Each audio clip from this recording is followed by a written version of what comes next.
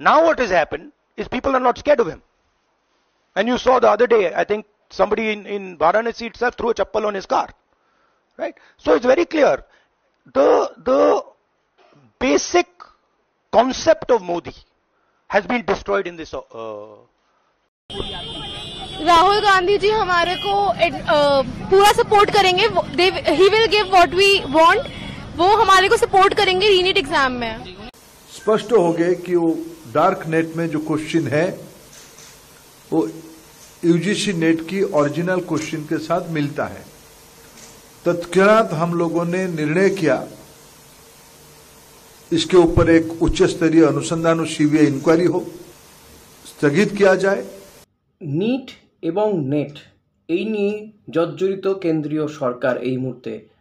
আর নিটের বা নেট ইউজিসির যে প্রশ্নপত্র ফাঁস যার জন্য পরীক্ষার পরের দিনই বাতিল করে দিতে হলো নেট ইউজিসি, সেই প্রশ্নপত্র ফাঁসের দায় এবং নিটে যে ঘটনা ঘটেছে তার সমস্ত কিছু নৈতিক দায় নিলেন অবশেষে কেন্দ্রীয় শিক্ষামন্ত্রী ধর্মেন্দ্র প্রধান. এই কিছুক্ষণ আগেই তিনি সাংবাদিকদের মুখোমুখি হয়েছিলেন এবং তিনি গোটা বিষয়টির উপরে কেন্দ্রীয় সরকার নজর রাখছে, বিদ্যার্থী অর্থাৎ এই ক্ষেত্রে পড়ুয়া বা পরীক্ষার্থীদের ভবিষ্যৎ তাদের কাছে খুবই গুরুত্বপূর্ণ, এমন সব কথা বললেন সাংবাদিক সম্মেলনে এসে. পাশাপাশি তিনি জানালেন যে নিঃসন্দেহে আরও তদন্ত হবে এবং এই নেট ইউজিসি যেই পরীক্ষা বাতিল হয়ে গেছে তার সিবিআই তদন্ত হবে. যদিও সেটা গতকালই ঘোষণা করা হয়েছিল. তার নাকি কোশ্চেন ডার্ক নেটে ঘুরছিল, সেই কোশ্চেন এবং অরিজিনাল কোশ্চেন মিলিয়ে দেখা গেছে সেখানে কোথাও গলত রয়েছে, তাই সেই পরীক্ষা বাতিল করে দেওয়া হয়েছে. তবে নিট বাতিল হচ্ছে কি হচ্ছে না সেটা নিয়ে কোনো মন্তব্য তিনি করেননি, কারণ এই ব্যাপারে সুপ্রিম কোর্টে অলরেডি মামলা রয়েছে. সুপ্রিম কোর্টে কিছু দৃষ্টিভঙ্গি রয়েছে, পর্যবেক্ষণ রয়েছে. সুপ্রিম কোর্ট জানিয়েছে যে যাদেরকে গ্রেস নাম্বার দেওয়া হয়েছিল 1300-র মতন পরীক্ষার্থী, তাদের 23শে জুন আবার তারা পরীক্ষা দিতে পারবেন যারা দিতে চান. আদারওয়াইজ গ্রেস নাম্বার ছাড়া তাদের যা নাম্বারের র্যাঙ্ক যা হবে সেটাই তাদেরকে মেনে নিতে হবে. এরপরে থাকছে যে কাউন্সেলিং, সেই কাউন্সেলিংও যথাসময়ে হবে, অন্তত ধর্মেন্দ্র প্রধানের বক্তব্য থেকে বোঝা গেল. তবে ধর্মেন্দ্র প্রধান তিনি কিন্তু আজকে অনেকটাই নমনীয়. এই ধর্মেন্দ্র প্রধান তিনি যখন এই নিটে কোশ্চেন পেপার লিক নিয়ে তাকে জিজ্ঞাসা করা হয়েছিল তিনি বলেছিলেন এমন কোনো ঘটনাই ঘটেনি, কিন্তু অবশেষে তিনি মেনে নিলেন যে বিহার পুলিশ, বিহারের যে ইকোনমিক অফেন্স ইউনিট তারা যে কাজ করছে তাদের কাজের তিনি সুখ্যাতি করলেন, প্রশংসা করলেন এবং তারা বেশ কিছু তথ্য পেয়েছে. সেই সমস্ত তথ্য তাদের কাছ থেকে চাওয়া হয়েছে, রিপোর্ট তাদের কাছ থেকে চাওয়া হয়েছে, কেন্দ্রীয় সরকার তাদের কাছে সেই রিপোর্ট চেয়েছে. এবং এই যে বিহারের যে ইকোনমিক অফেন্স ইউনিট তাদের কাছে চাঞ্চল্যকর সব তথ্য এসেছে. গোটা দিন আমরা এই তথ্য আপনাদের সামনে দেখেছি, বিভিন্ন মিডিয়া আপনাদের সামনে দিয়েছে, অনেকে হয়তো জানেন, যারা জানেন না তাদের জন্য জানিয়ে রাখবো যে এই পরীক্ষা হয়েছে যে নেট 2024 পরীক্ষা হচ্ছে 5ই মে. বিহার পুলিশের ইকোনমিক অফেন্স ইউনিটের হাতে ধৃত অনুরাগ যাদব তিনি বলছেন যে 4 মে তার কাকা তাকে অমিত আনন্দ এবং নীতিশ কুমার নামে দুজনের কাছে নিয়ে যান. এই অমিত আনন্দ স্বীকার করে নিয়েছে যে তিনি এবং দানাপুর পুরসভার জুনিয়র ইঞ্জিনিয়ার তারা মিলে অর্থাৎ সিকান্দার তার নাম, তারা মিলে এই প্রশ্ন ফাঁস করেছিলেন. একটা প্রশ্ন 30-32 লাখ টাকায় বিক্রি হয়েছে. এবং এই যে অনুরাগ যাদব তিনি বলছেন পরীক্ষার আগের দিন তাকে প্রশ্ন দেওয়া হয়েছিল, উত্তর দেওয়া হয়েছিল, সারা রাত ধরে মুখস্থ করার কথা বলা হয়েছিল. পরের দিন সে পরীক্ষা হলে গিয়ে যে প্রশ্ন পেয়েছে দেখা গেছে হুবাহু মিলে গিয়েছে, অর্থাৎ নিটের প্রশ্নও কিন্তু ফাঁস হয়ে গিয়েছিল. তবে যেহেতু মামলা সুপ্রিম কোর্টে রয়েছে, অনেক মেধাবী ছাত্রছাত্রী পরীক্ষা দিয়েছে, তাদের ভবিষ্যৎ যাতে অন্ধকার না হয় বা তারা আবার যদি পরীক্ষা হয় তাহলে কি হতে পারে, তাদের আদৌ তারা আর আগের মতন ফলাফল করবে কিনা, এই সমস্ত বিষয়গুলো ভাবনা চিন্তায় রয়েছে. তবে আজ গোটা দেশ জুড়ে বিভিন্ন প্রান্তে কিন্তু বিক্ষোভ দেখা গিয়েছে. আমরা দেখেছি যে নিটের প্রতিবাদ এবং নেট ইউজিসি বাতিলের প্রতিবাদ সব মিলিয়ে কিন্তু বিক্ষোভ প্রতিবাদে গোটা দেশ যখন দেখা গেছে উত্তাল হয়ে উঠছে, তখনই আবার বিরোধীদের পক্ষ থেকেও কিন্তু এ নিয়ে সরব হতে দেখা গেছে. রাহুল গান্ধী তিনি একেবারে প্রধানমন্ত্রী নরেন্দ্র মোদীকে আক্রমণ করেছেন. বিজেপি আরএসএস যতদিন এই থাকবে এই ধরনের কার্যকলাপ বন্ধ হবে না. আপনাদের নিশ্চয়ই মনে আছে নরেন্দ্র মোদী যখন প্রথমবার ক্ষমতায় এসেছিলেন তিনি বলেছিলেন না খাউঙ্গা না খানে দুঙ্গা, কিন্তু এখন কি হচ্ছে, গোটা দেশের শিক্ষা ব্যবস্থা কোথায় গিয়ে ভেঙে পড়েছে. নিট সেটা যে অবস্থা, নিট 2024 এবারে দেখা যাচ্ছে যে 24 লক্ষ পরীক্ষার্থী তাদের ভবিষ্যৎ কার্যত অন্ধকার. এখন কাউন্সেলিং হবে, তারপরে আবারও কোনো সিদ্ধান্ত বদল হবে কিনা সেটা এক্ষুনি বলে দেওয়া যাচ্ছে না। নেট ইউজিসি সেটা বাতিল হয়ে গেছে, আবার কবে হবে সেটাও এখনও পর্যন্ত রিশিডিউল হয়নি। কিন্তু এখানেও বিপুল সংখ্যক পরীক্ষার্থীদের ভবিষ্যৎ রয়েছে। তারা ঠিক কী করবেন, তারা কতটা আশঙ্কার দোলাচলে রয়েছেন সেটা তো বোঝাই যাচ্ছে, তাদের ক্ষোভ বিক্ষোভ থেকেই বোঝা যাচ্ছে।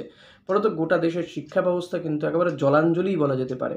আমরা দেখেছি এ রাজ্যে বিভিন্ন শিক্ষা প্রতিষ্ঠানের শিক্ষক যে নিয়োগ হয়েছে সেই নিয়োগ নিয়ে ব্যাপক দুর্নীতি হয়েছে। এ রাজ্যে তৃণমূল কংগ্রেস বেকায়দায় পড়েছে এই দুর্নীতির প্রশ্নে। এখনও বহু পড়ুয়া তারা বিক্ষোভ প্রতিবাদ করছেন সঠিকভাবে প্রাইমারি আপার প্রাইমারি নিয়োগের জন্য। বিজেপি এক্ষেত্রে বারবার আক্রমণ করেছে তৃণমূল কংগ্রেসকে। আজ দেখুন সেই একই অস্ত্রে ঘায়েল হচ্ছে ভারতীয় জনতা পার্টি। আর এবার কিন্তু আরও বড় স্কেলে, ব্যাপমের থেকেও বড় দুর্নীতি এই নেট বা নিট 2024 এবং নেট ইউজিসি, এখানেও কিন্তু দুর্নীতি ফলত। আর এই দুটো পরীক্ষায় দেখুন কন্ডাক্ট করে থাকে এনটিএ, ন্যাশনাল টেস্টিং এজেন্সি। আজকে ধর্মেন্দ্র প্রধান বলছেন যে এই ন্যাশনাল টেস্টিং এজেন্সি ঢেলে সাজানো হবে। কিন্তু এতদিন তাহলে কি করছিলেন তিনি? এতদিন তো তিনি শিক্ষামন্ত্রী ছিলেন। সেকেন্ড টার্মে যখন প্রধানমন্ত্রী নরেন্দ্র মোদী তিনি প্রধানমন্ত্রী হন, ধর্মেন্দ্র প্রধানকে কিন্তু তার কয়েকদিন পরেই তাকে শিক্ষামন্ত্রী করা হয়। তার কার্যকালে তিনি ঠিক কী করেছেন তা নিয়ে প্রশ্ন ওঠে। এর আগের পরীক্ষাগুলোও যে দুর্নীতি হয়নি সেটা প্রকাশ্যে আসেনি তাই বোঝা যাচ্ছে না, কিন্তু তা যে দুর্নীতি হয়নি সেটা কে বলবে, সেটা নিয়েও কিন্তু সাংবাদিকরা প্রশ্ন তুলেছিলেন। কিন্তু এই সমস্ত কিছু দায় আপাতত তো নিয়ে নিয়েছেন ধর্মেন্দ্র প্রধান। তিনি কিছুটা নমনীয়। আমরা দেখলাম দুপুরের দিকে শিক্ষা দপ্তরের যুগ্ম সচিব গোবিন্দ জয়সওয়াল তিনি সাংবাদিকদের সামনে মুখোমুখি হয়েছিলেন। তিনি বলেছিলেন রেয়াত করা হবে না যারাই যুক্ত রয়েছেন এই দুটো কেসের ক্ষেত্রে। কিন্তু সেখানেও যে মুখ রক্ষা হচ্ছে না সেটা বোঝা গেল সন্ধ্যের দিকে যখন ধর্মেন্দ্র প্রধান তিনি সাংবাদিকদের মুখোমুখি হলেন। এবং গোটা দেশ জুড়ে যে জনরোষ তৈরি হচ্ছে, বিক্ষোভ ছাত্রছাত্রীদের, ফলত আগামী ভবিষ্যৎ কোথাও গিয়ে অন্ধকারে চলে যাচ্ছে এমন একটা বিষয়, বিরোধীরা হাতে অস্ত্র পেয়ে যাচ্ছে। বুঝতে পারছেন আর কয়দিন পরে সংসদে অধিবেশন শুরু হবে। ফলত শাসক দল তারাও কোথাও গিয়ে বুঝতে পারছে যে এবার কিন্তু চাপ বাড়বে, কারণ বিরোধীরা ইতিমধ্যেই ময়দানে নেমে পড়েছে। শুক্রবার দিন তারা পথে নামবে, কংগ্রেস এটা জানিয়েছে। দিকে দিকে তারা প্রতিবাদ আন্দোলন করবেন। আজকেই এই নিট ইউজিসি যে পরীক্ষা বাতিল হয়ে গেল তাদের যারা পরীক্ষার্থী বেশ কয়েকজন তারা কংগ্রেসের সঙ্গে সাক্ষাৎ করেছে। ফলত চাপ বাড়ছিল বিজেপির উপরে, কেন্দ্রীয় সরকারের উপরে। সেই কারণেই কিন্তু তড়িঘড়ি শিক্ষামন্ত্রী ধর্মেন্দ্র প্রধানকে সাংবাদিক সম্মেলন করতে হলো এবং তিনি কার্যত দায় স্বীকার করতে বাধ্য হলেন বিরোধীদের চাপের কাছে একেবারে সংসদে অধিবেশন শুরু হওয়ার আগে। তবে এখানেই শেষ হয়ে যাবে বিষয়টা এমনটা নয়, কিন্তু সংসদ কিন্তু উত্তাল হবে। আর সেটা কিন্তু বিরোধী কংগ্রেস, তৃণমূল কংগ্রেস বা ইন্ডিয়া জোট তারা কিন্তু ইতিমধ্যেই ইঙ্গিত দিতে শুরু করেছে। আজকে আমরা দেখেছি ব্রাত্য বসু তিনিও টুইট করেছেন এই বিষয়টি নিয়ে যে বাজারে নতুন কেলেঙ্কারি এসছে। তবে এই ক্ষেত্রে ব্রাত্য বসুদেরও বোধহয় একবার একটু ভাবার দরকার রয়েছে, কারণ সুপ্রিম কোর্টের যে নির্দেশ, সেই নির্দেশে 26,000 চাকরি বাতিল হয়নি, নাহলে কিন্তু সেটাও প্রশ্নের মুখে রয়েছে। এ রাজ্যেও যে শিক্ষক নিয়োগে দুর্নীতি হয়েছে ব্যাপক, সেটা বহুবার ইঙ্গিত মিলেছে। কিন্তু হ্যাঁ, অতি অবশ্যই যে প্রমাণ বা দোষী সাব্যস্ত হয়নি। ফলত অনেক যোগ্য প্রার্থী যারা তারা চাকরি পায়নি, টাকা দিয়ে কেউ কেউ চাকরি পেয়ে গিয়েছে। ফলত গোটা দেশের সিস্টেমই, শিক্ষা ব্যবস্থা কোথাও গিয়ে ভেঙে পড়ছে। এটা কিন্তু অনেক শিক্ষাবিদই মনে করছেন, অনেকেই মনে করছেন। ফলত আমার আপনার সন্তানদের যে ভবিষ্যৎ সেটা আদপে কতটা নিশ্চিত বলে আপনি মনে করেন সেটা জানান অতি অবশ্যই, কারণ এটা চুপ করে বসে থাকার সময় নয়। গর্জে উঠুন। গর্জে ওঠার মানেই যে শুধু রাস্তায় নামতে হবে এমনটা নয়। আমার এই যে ভিডিও, সেই ভিডিও নিচে আপনি কমেন্ট করতে পারেন, সেটাও এক ধরনের প্রতিবাদ হয়। প্রতিবাদ করুন আপনি, এইভাবে থেমে থাকলে চলবে না আমাদেরকে। কারণ আমরাও অনেকেই হয়তো আমাদের ছেলে মেয়েদেরকে সরকারি স্কুলে পড়াচ্ছি, কিংবা অনেকেই হয়তো ছেলে মেয়েদেরকে বেসরকারি স্কুলে পড়াচ্ছি। কারোরই ভবিষ্যৎ কিন্তু সুনিশ্চিত নয়, কারোরই শিক্ষাটা ঠিকঠাক হচ্ছে বলে এমনটা কিন্তু নয়। যদি আপনি ভাবেন যে আপনার ছেলেমেয়েরা তো সরকারি স্কুলে আছে, ঠিকঠাক পড়াশোনা হচ্ছে, এমনটা ভাববেন না, কারণ সেই স্কুলেও যে শিক্ষক নিয়োগ হয়েছে সেই নিয়োগেও কিন্তু দুর্নীতির অভিযোগ রয়েছে। ফলত সেই শিক্ষককেও মুচলেখা দিয়ে ঢুকতে হয়েছে হয়তো যে তিনি দুর্নীতির সঙ্গে যুক্ত নন, বা তিনি অন্য উপায়ে চাকরি পাননি, অসৎ উপায়ে চাকরি পাননি। আবার যিনি বেসরকারি স্কুলে যার ছেলে মেয়েকে পড়াচ্ছেন সেখানেও এই বেসরকারি মিডিয়াম স্কুলগুলো তারা বিপুল টাকা নিচ্ছে, এবং এই যে তারাই আবার দেখুন এই সমস্ত ছেলেমেয়েরা ভবিষ্যতে গিয়ে কেউ ডাক্তার, ইঞ্জিনিয়ার হবে। কি হবে তারা? সর্বত্রই তো দুর্নীতি। এই যে কারি টাকা 30 লক্ষ, 32 লক্ষ, শুধু কোশ্চেন পেপারে 30-32 লক্ষ টাকা, আবার সলভ সলভিং গ্যাং তারাও রয়েছে, তারা একেবারে সলভ করা পেপার দিয়ে দেবে, তারও দাম 10-20 লক্ষ টাকা। ভাবুন একবার, একটা ডাক্তারি পড়ার জন্য একটা ইনস্টিটিউশনে শিক্ষা নেয়, সেখানে কিছু টাকা খরচা হয়, আবার পরীক্ষা পাশ করার জন্য 50-60 লক্ষ টাকা। তারপরে যদি সরকারি হাসপাতালে পেলেও সুযোগ, ঠিক আছে, না হলে অন্য কোনো বেসরকারি হাসপাতালে, তার বেসরকারি যে মেডিকেল কলেজ সেখানে পড়ার সুযোগ পাবে, সেখানে আবার বিপুল টাকা। ফলে তো শুধু টাকার খেলা। ভাবুন তো এই ডাক্তারগুলো কি তৈরি হবে, তারা তো সেটাই তৈরি হবে না যে আমার আপনার যারা, যখন আমরা হাসপাতালে যাব, পেশেন্ট হব, তখন আমাদেরকে আমাদের কাছ থেকে কিভাবে টাকা তার তুলবে, সেটাই তার মূল মোটো থাকবে, মূল উদ্দেশ্য থাকবে। তারা কি আদৌ তাদের যে ডাক্তারির যে শিক্ষা, সেই শিক্ষা প্রয়োগ করতে পারবে? তারা কি সৎ থাকতে পারবে? সে তাদের কি পরম ধর্ম হবে সেবাটাই? না, হবে না।